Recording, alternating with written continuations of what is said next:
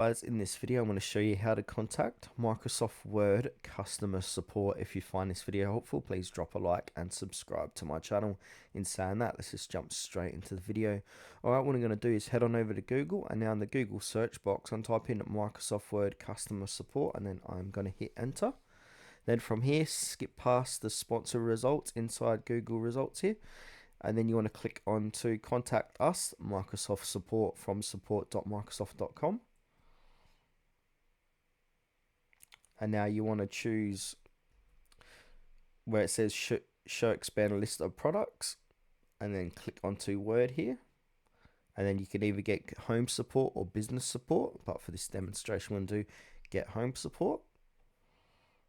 And then here type in speak with customer support, and then click get help. And now scroll down and click on the blue customer support button. Then also tell us a little bit more about your problem. So click on the drop down menu, and then you want to click onto other products, and then click your category. So choose which best describes your. So for this one, I'm going to do Microsoft 365 and Office, and then click confirm. And now from here, you can chat with a support agent in your web browser.